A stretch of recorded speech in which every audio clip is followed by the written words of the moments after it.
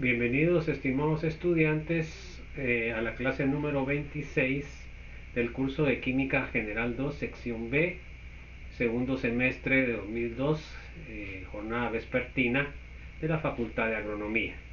Mi nombre es Walter Arnoldo de la Roca Cuellar, número de registro 2002-0176.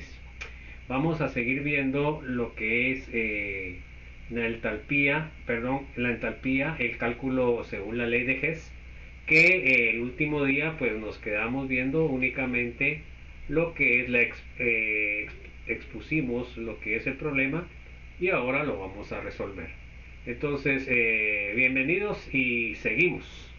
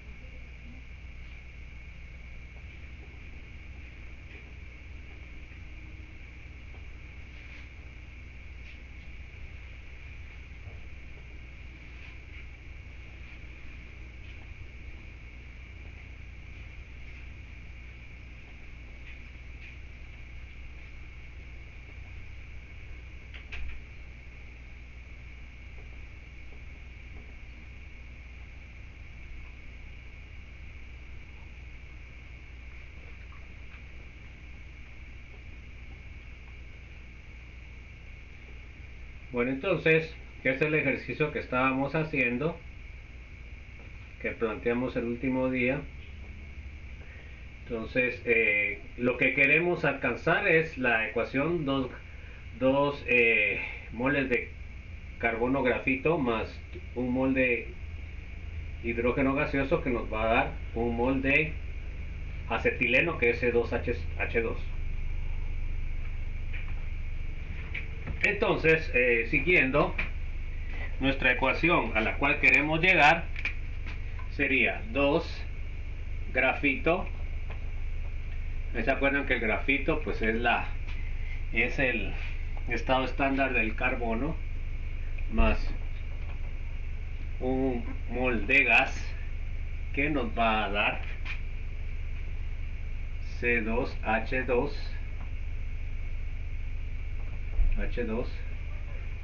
que sería E.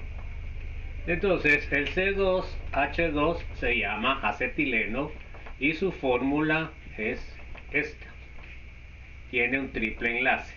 Entonces acá lo que queremos nosotros es el delta H. Eso es lo que vamos a calcular por el método indirecto. Entonces sería el delta H estándar de reacción, es lo que vamos a calcular. Pues entonces,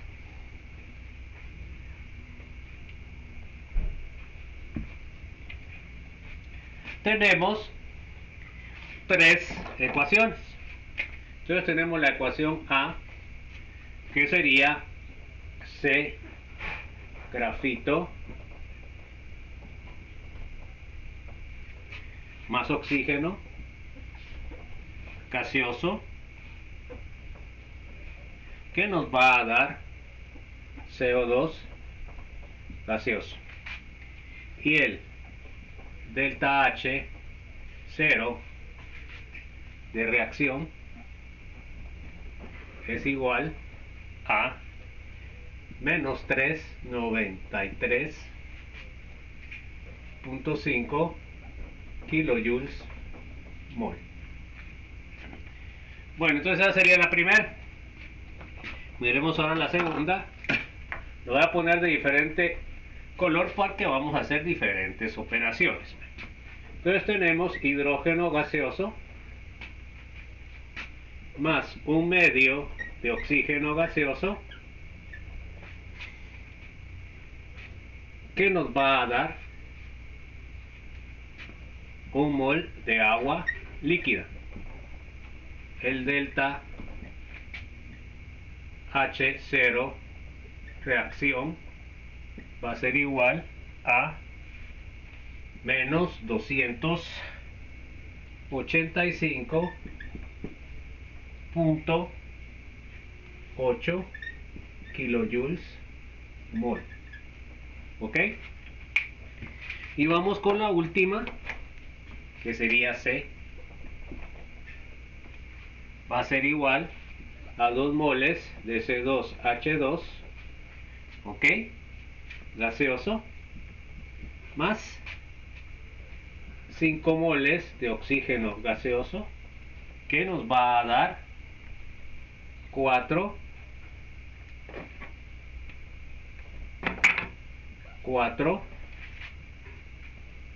moles de CO2 gaseoso más 2 moles de agua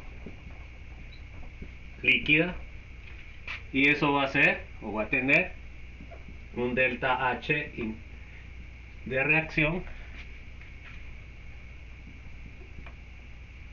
igual a menos 2598.8 kilojoules mol.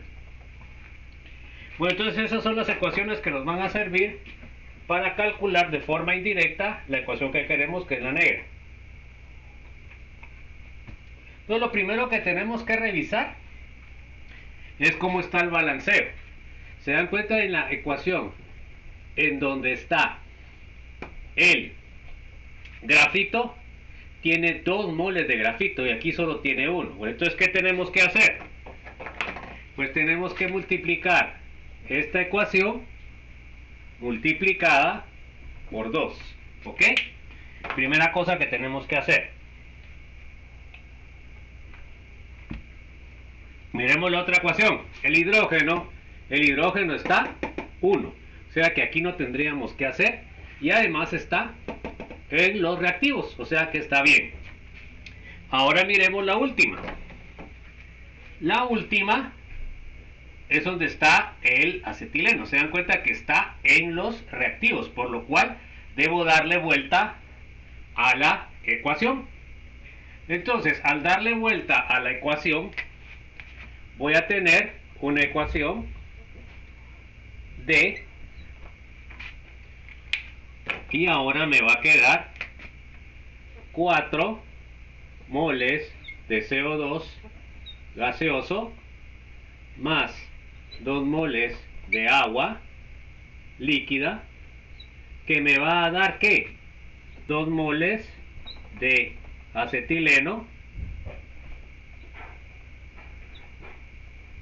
más 5 moles de oxígeno gaseoso. Bueno, entonces ahora el signo de esto también variaría porque sería la ecuación inversa. Entonces ahora el delta H reacción sería igual a 2598.8 kilojoules mol. ¿Ok? Bueno, pero además aquí tengo un problema. Se dan cuenta ustedes que aquí tengo 1 y aquí tengo 2. Entonces después de que le di la vuelta, lo tengo que dividir 2. ¿Verdad? Entonces, ¿cómo me quedan las ecuaciones? Pues la primera la tengo que multiplicar por 2. Le voy a poner A'.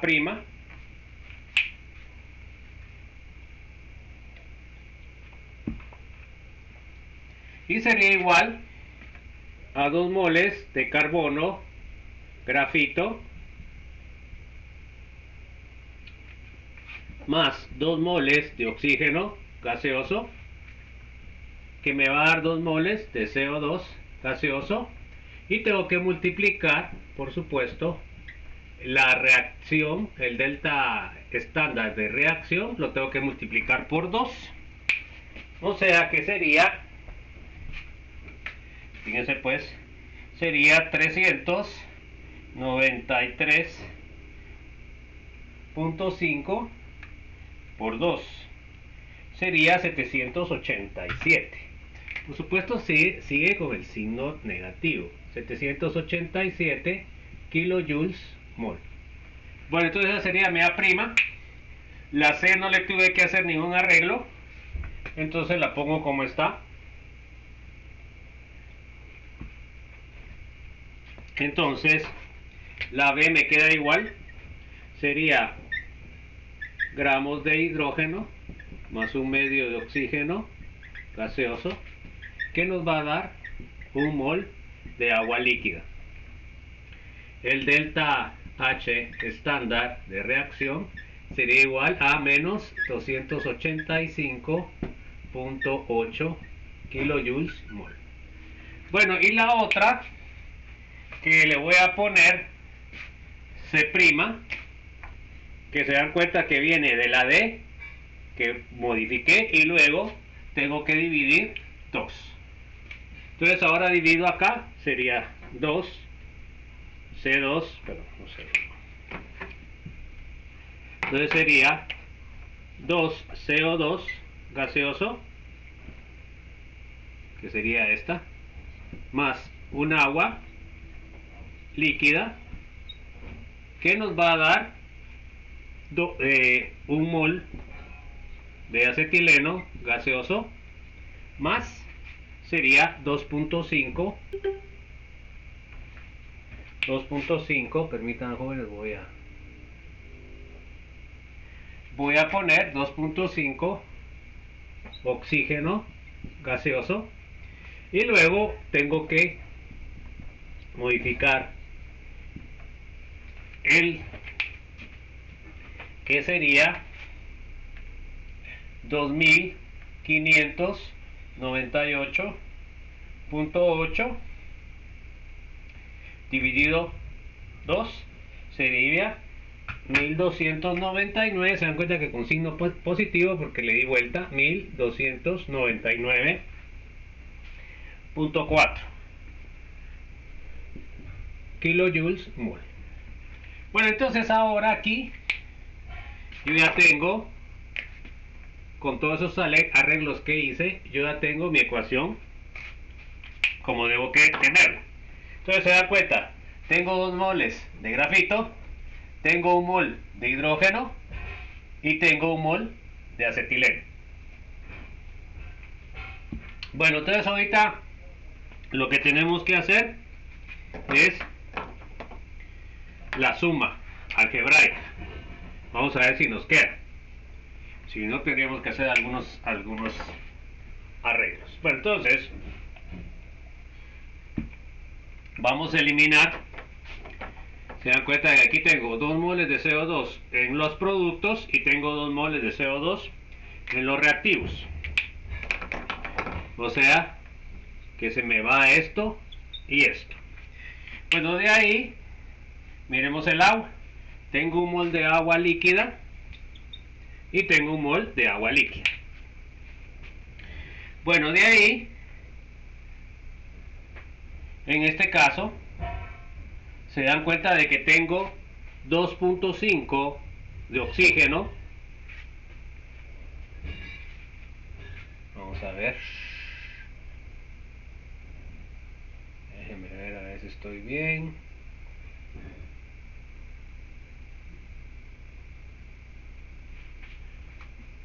Déjenme ver aquí.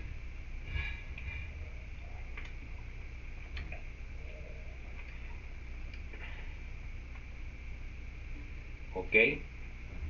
Entonces acá tengo 2.5 de oxígeno, que se me va con este 2.5 de oxígeno, y ahí obtengo la ecuación. Primero serían 2 moles de carbono grafito más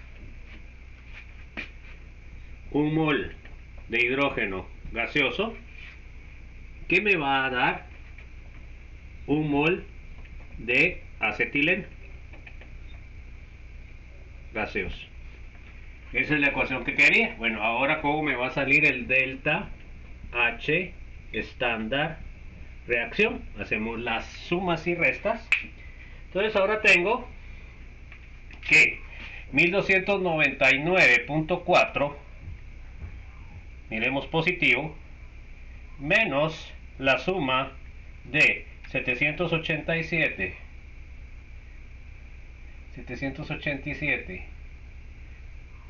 exactos más 285.8 y nos queda 226.6. Entonces nos queda 226.6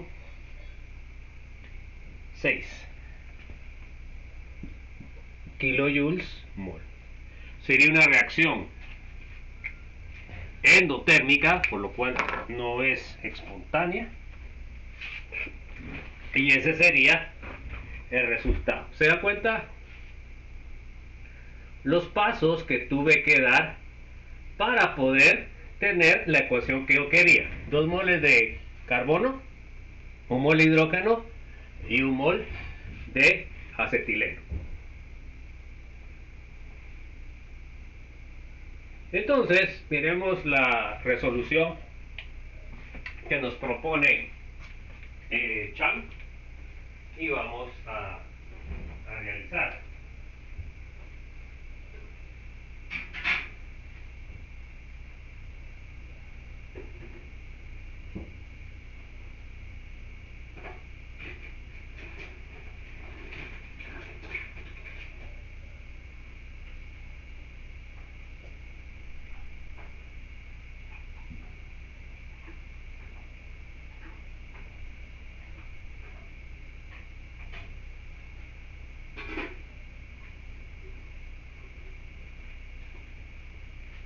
Entonces, disculpen jóvenes, vamos a seguir. Entonces, con base en la síntesis del acetileno, necesitamos 2 moles de grafito como reactivo, así que multiplicamos la ecuación A por 2, que fue lo que hicimos, ¿no, joven?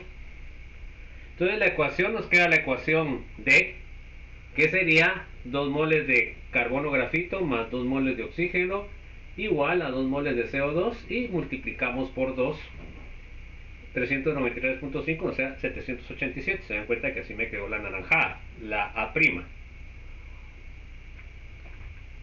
Bueno, luego ese de A' o D o lo que sea, pues eso no importa, la denominación de la ecuación. Lo importante es el cálculo. Después necesitamos 1 mol de hidrógeno como reactivo y ese lo proporciona la ecuación B. Entonces, en este caso, se dan cuenta que vimos que ya estaba bien. Por último, necesitamos 1 mol de C2H2 como producto. La ecuación tiene 2 moles de acetileno como reactivo, así que necesitamos invertir la ecuación, que fue lo que hicimos en la ecuación D, que puse ahí en la pizarra. Y luego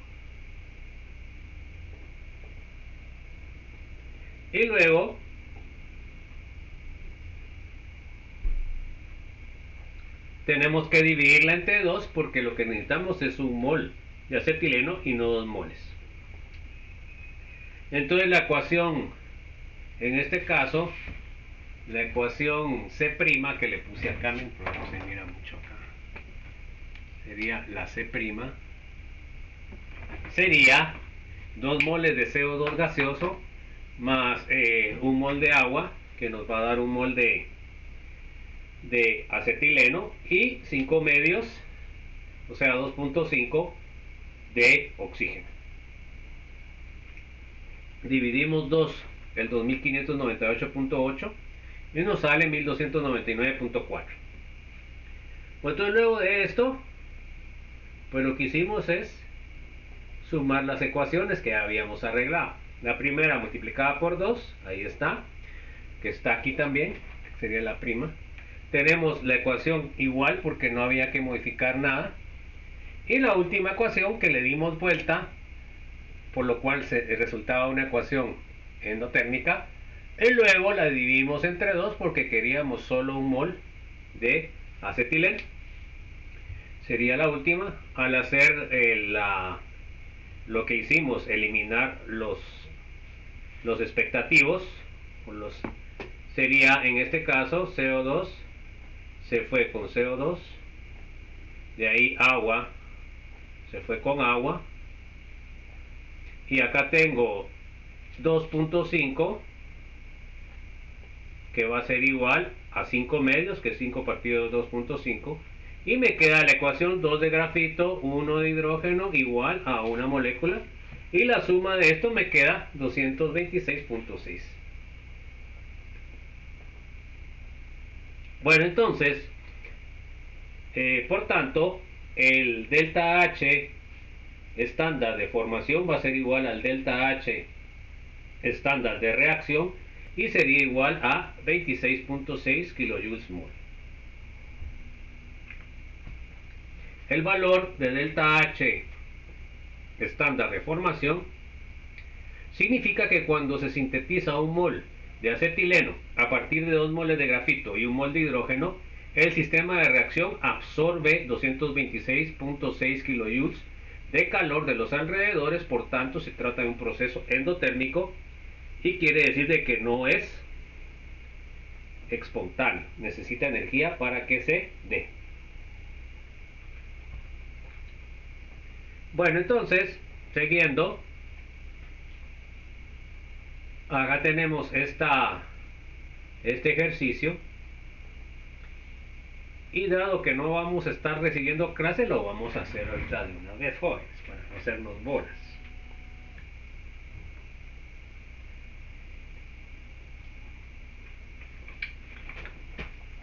Entonces, vamos a hacer ese ejercicio para ver un repaso de esto. Bueno, entonces, sería la idea de esto, es de que si estuviéramos en clases normales, esto lo realizaran ustedes como parte de la tarea, pero vamos a hacerlo aquí pues porque.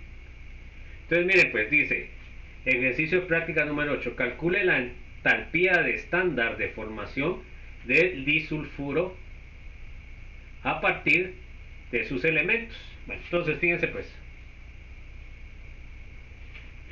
queremos sintetizar el disulfuro,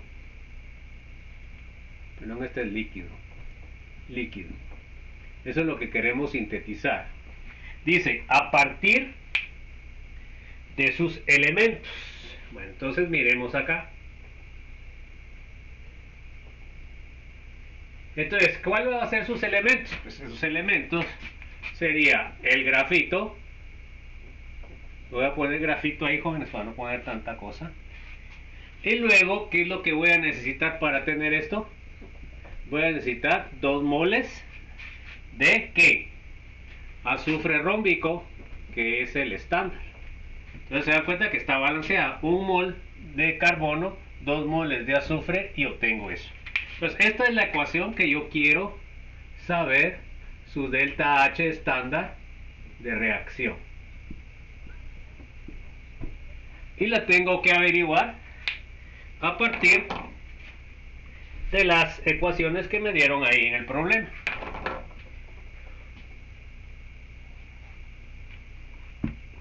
Entonces, vamos a empezar con el grafito.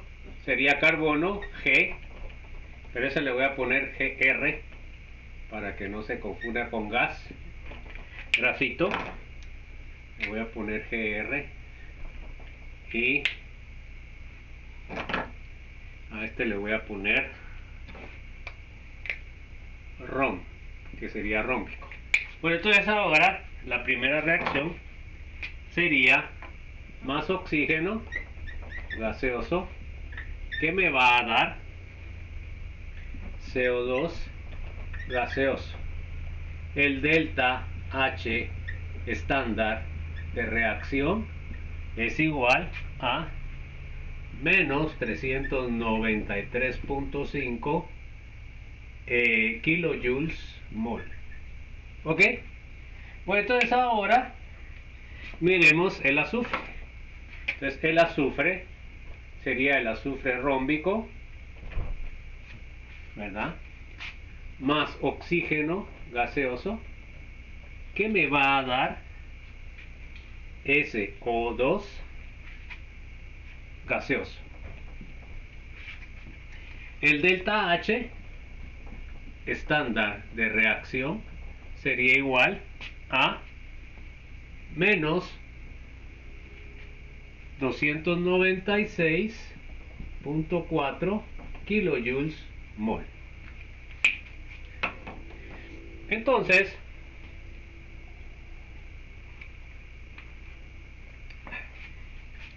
luego tendría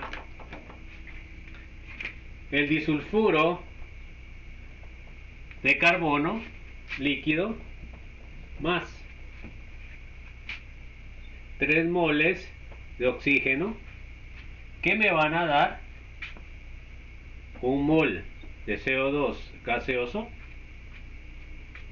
más 2 moles de SO2 gaseoso. El delta H estándar reacción es igual a menos 1073.6 kilojoules mol. Bueno, entonces se da cuenta que siempre me baso en la ecuación inicial. Entonces aquí se dan cuenta que tengo 1 mol de carbono grafito, aquí tengo 1 mol de carbono grafito. O sea que esta quedaría igual. Luego, miremos la B. En la B se dan cuenta que tengo 2 moles de azufre rómbico. Entonces esta la tengo que multiplicar por 2. Entonces esta sería multiplicada por 2 para que me queden 2 moles de azufre. Ahora miremos la última. Se dan cuenta que aquí el sulfuro lo tengo en los reactivos. Si tengo 1 mol, por lo cual no tengo que hacer ninguna multiplicación, pero sí tengo que darle vuelta a la C. Bueno, entonces en este caso vamos a poner otra vez igual. La primera no tienen que hacer nada, sería A, C, grafito, más oxígeno gaseoso, que me va a dar CO2 gaseoso, y me va a dar un delta H estándar de reacción igual a menos 393.5 kilojoules mol. Bueno, en la B tengo que haberlo multiplicado, entonces le voy a poner B'. Lo tuve que haber multiplicado por 2 para que me queden 2 moles de azufre en los reactivos. Sería 2 moles de azufre rómbico más 2 moles de oxígeno gaseoso, que nos van a dar 2 moles de SO2 gaseoso. Y tengo que multiplicar el delta H estándar reacción, sería igual a 2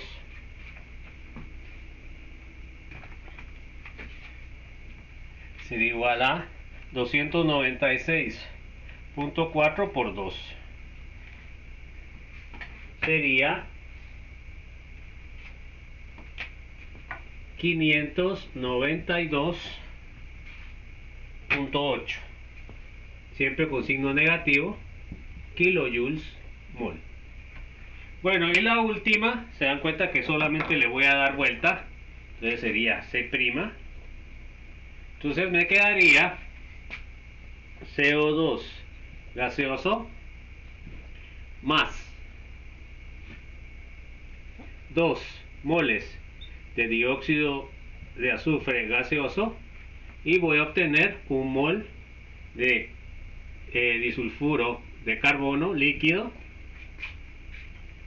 más 3 moles de oxígeno gaseoso, y el delta H estándar reacción me queda igual a mismo valor, solo que con diferente signo. Entonces en negativo me tiene que quedar 1073.6 kilojoules mol. Bueno, entonces ahí ya voy a obtener la ecuación que yo quiero. Vamos a eliminar. Entonces miremos si podemos eliminar. Se dan cuenta que aquí tengo un mol de CO2 y acá tengo un mol de CO2. Luego acá se dan cuenta que tengo 3 moles de oxígeno y acá tengo 2 más 1, 3, se van. Y ya solo me queda eliminar el SO2, 2 moles en los reactivos, 2 moles en los productos, y ahí me quedaría ya la reacción como quiero yo que me queda. Entonces ahora sería un mol de carbono grafito más 2 moles de azufre rómbico, que me va a dar un mol de disulfuro líquido. Entonces ahora el delta H, que es lo que quería, reacción, sería la suma algebraica de los valores. Entonces tenemos, se dan cuenta que tenemos 1073.6 menos la suma de 393.5 más 592.8, y lo que obtenemos es 87.3 kilojoules mol. Entonces esta sería una reacción endotérmica, por lo cual no es una reacción espontánea, es no espontánea, porque necesita energía para que se dé la misma. Entonces, esa sería la resolución del problema que pusimos.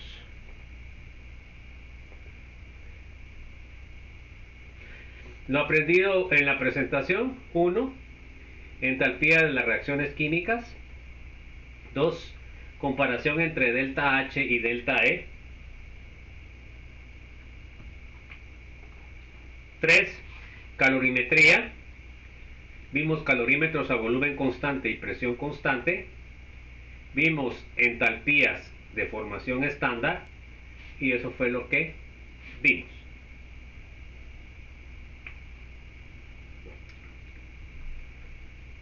Con eso terminamos la unidad 5, parte 2.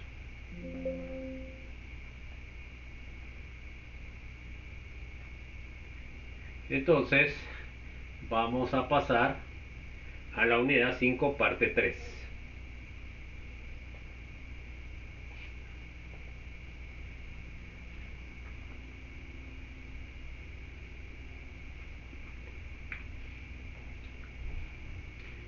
Bueno, entonces, vamos a ver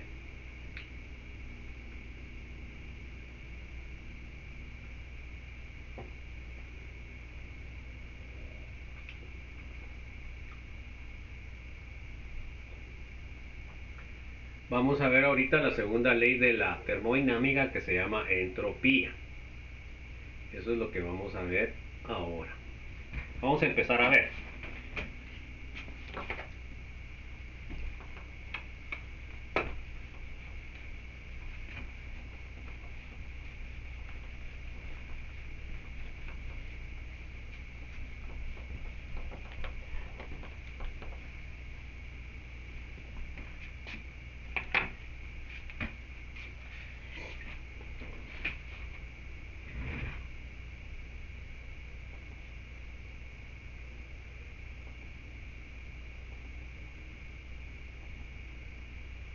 Entonces vamos a ver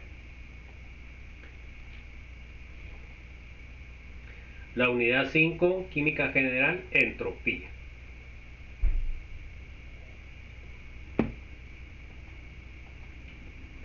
Vamos a ver los objetivos. Que el estudiante conozca qué son los procesos espontáneos. ¿Ok? Luego que el estudiante conozca la definición y aplicación de la entropía. Tercero, conozca la ley de termodinámica y sus conceptos aplicados a la entropía. Y 4. Conozca la tercera ley de la termodinámica, la entropía absoluta. Bueno, entonces, en esta presentación se presenta la segunda ley de la termodinámica y la función de energía de Gibbs. También se analiza la relación entre la energía libre de Gibbs y el equilibrio químico. Las tres leyes de la termodinámica. La segunda ley de la termodinámica explica por qué los procesos químicos se ven favorecidos en una dirección.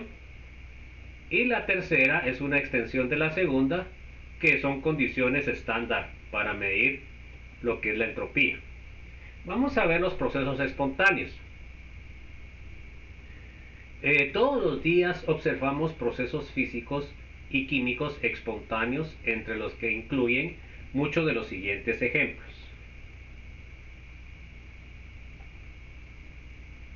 En una cascada de agua cae, pero nunca sube espontáneamente, ¿se dan cuenta? Porque siempre, en este caso, lo que está manejando es la energía potencial. Siempre la energía va a seguir la menor energía potencial. Entonces, entre más alto esté, más energía potencial. Y por eso el agua fluye hacia abajo, debido a que está pasando a energías menores. Un terrón de azúcar se disuelve en forma espontánea en una taza de café, pero el azúcar disuelto nunca reaparece espontáneamente en su forma original. Por supuesto, aquí estamos hablando de una cucharada, ¿verdad? Porque si nosotros vamos y hacemos una solución sobresaturada, pues entonces sí se genera un precipitado de azúcar, pero eso no quiere decir de que el azúcar se vaya a regenerar toda el azúcar que echaron, porque solo sería el azúcar, como vimos en los procesos de soluciones saturadas y soluciones sobresaturadas, va a bajar la concentración de azúcar hasta que llegue a la constante de equilibrio, y entonces ahí ya no se va a seguir precipitando.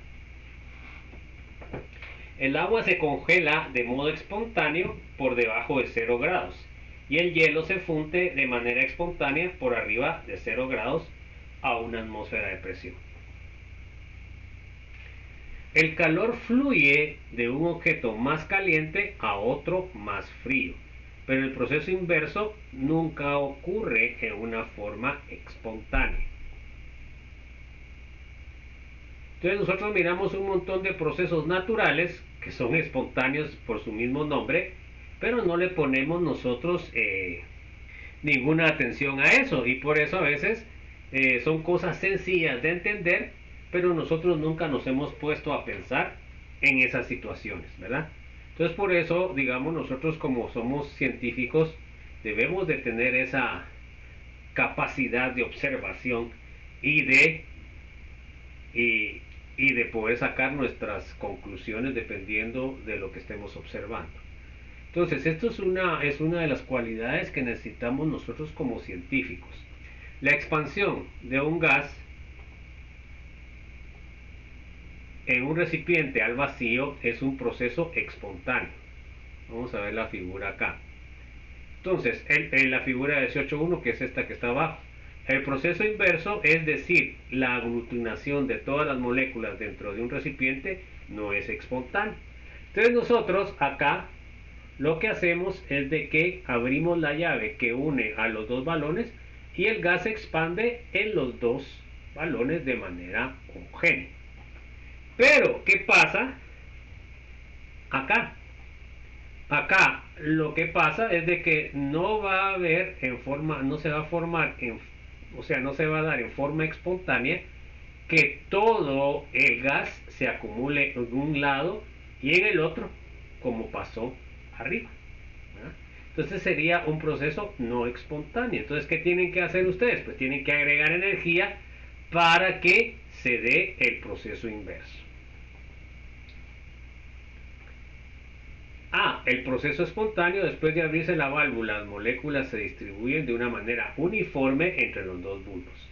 B. Proceso no espontáneo. Después de abrirse la válvula, las moléculas tienden a acumularse en un bulbo. Eso nunca o no va a pasar de forma espontánea, sino que ustedes van a tener que agregarle algún tipo de energía para que se dé ese fenómeno. Bueno, vamos a ver un trozo de sólido metálico reacciona de manera violenta con agua para formar hidróxido de sodio e hidrógeno gaseoso. Sin embargo, el hidrógeno gaseoso no reacciona con el hidróxido de sodio para formar el agua y sodio. Entonces, ¿qué quiere decir?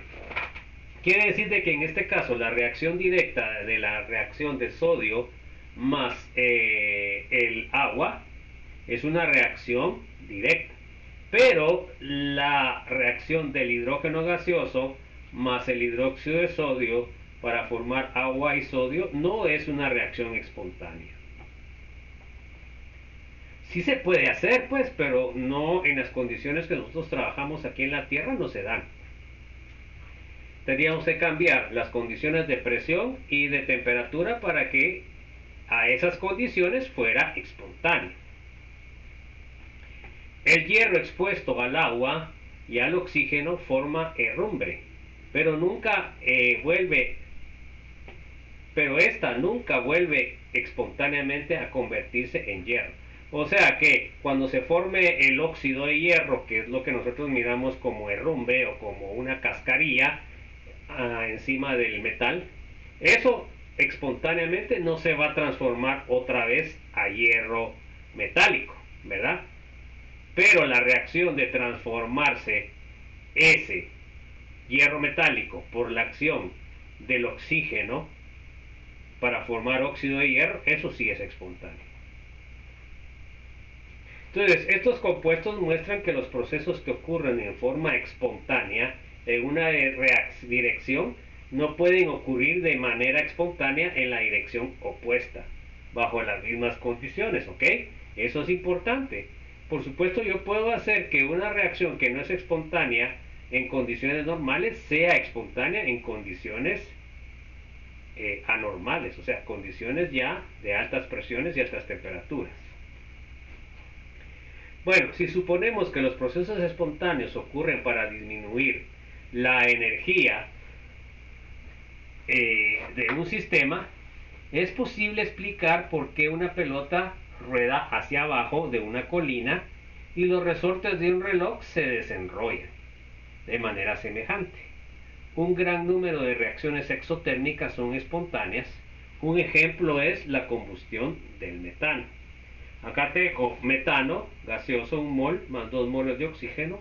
Voy a obtener 2 moles de CO2 más 2 moles de agua. Y el delta H estándar de reacción sería menos 890.4, o sea que es una reacción bastante exotérmica, por lo cual es muy espontánea. O sea, la reacción esta se da muy fácilmente en las condiciones normales de nuestro planeta. Otro ejemplo es la reacción de neutralización ácido-base. Nosotros podemos neutralizar protones con hidroxilos para formar agua. Se dan cuenta que el delta H es negativo, 56.2, lo que implica que la reacción es espontánea, ¿ok? Y es exotérmica.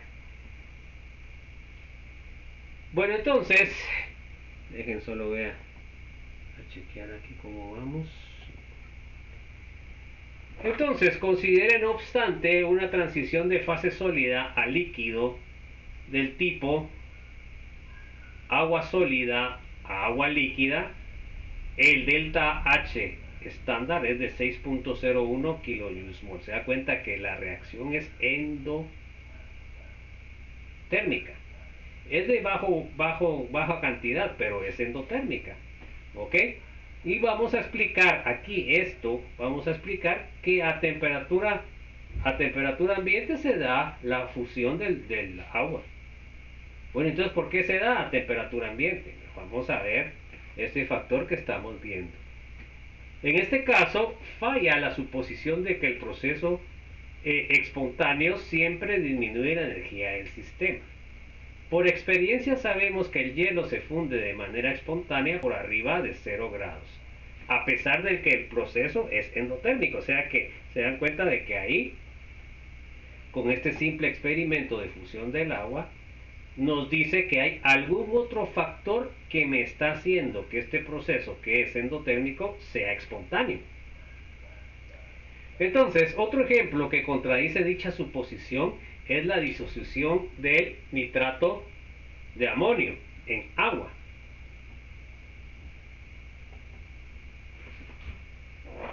El nitrato de amonio en agua me da amonio más nitrato, perdón, y el delta H es 25 kilojoules mol.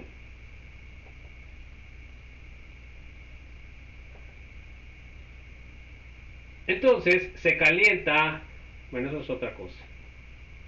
Entonces se dan cuenta que la reacción también es endotérmica. La descomposición del óxido de mercurio 2 es una reacción endotérmica que es no espontánea a temperatura ambiente, pero que se vuelve espontánea cuando se eleva la temperatura. ¿Verdad que eso ya lo habíamos visto? El 2 moles de óxido de mercurio más 2 moles de mercurio líquido más 1 mol de oxígeno es 90.7 kilojoules mol. Se dan cuenta que esta reacción no es espontánea a temperatura ambiente. Entonces, ¿qué tienen que hacer? Calentar. Al calentar, pues nosotros volvemos la ecuación en espontánea. Bueno, al estudiar los ejemplos mencionados y muchos casos más, llegamos a la siguiente conclusión. El carácter exotérmico favorece la espontaneidad de una reacción, pero no la garantiza. ¿Por qué? Porque existe un factor que vamos a ver que no se ha tomado en cuenta, que no es solamente el calor. Es posible que una reacción endotérmica sea espontánea, así como es posible que una reacción exotérmica no lo sea, ¿verdad? Entonces, ojo con esto.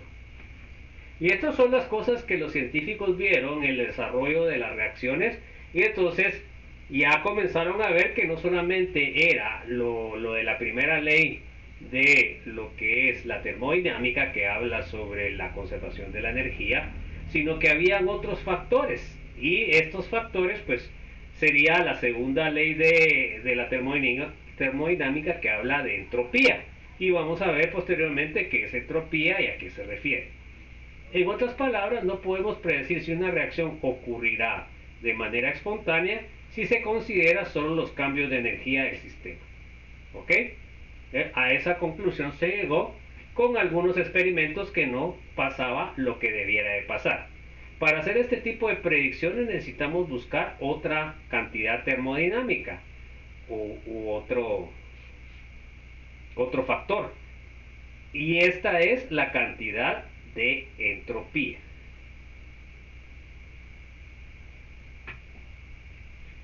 Bueno, entonces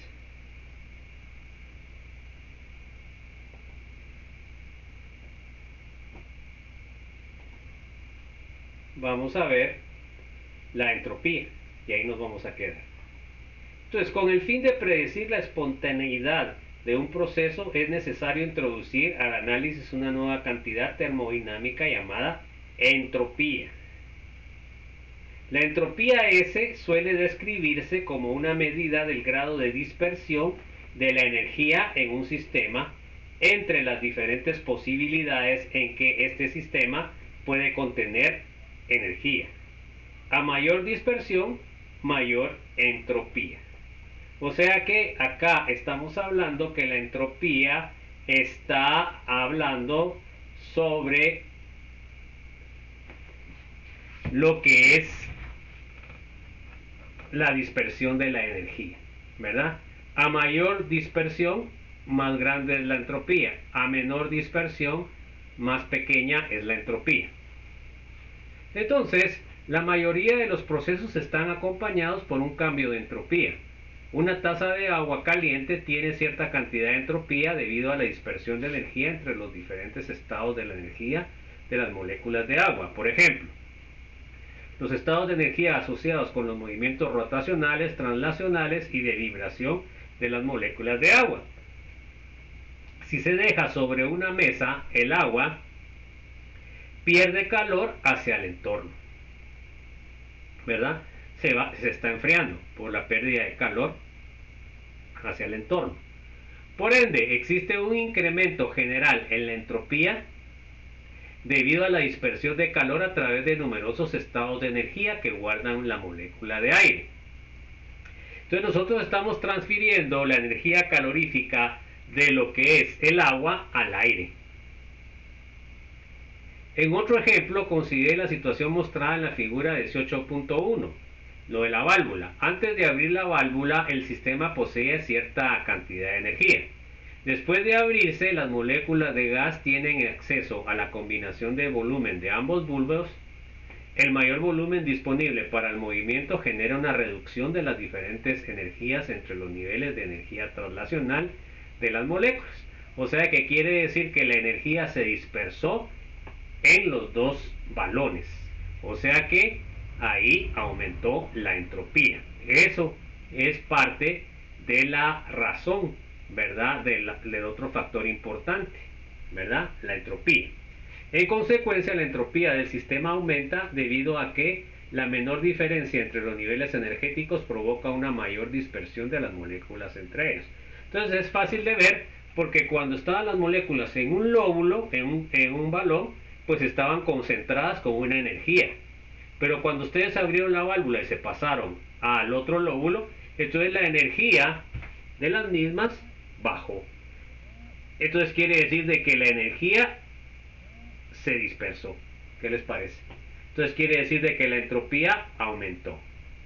Bueno, entonces hasta ahí nos vamos a quedar en esta clase número 25. Vamos a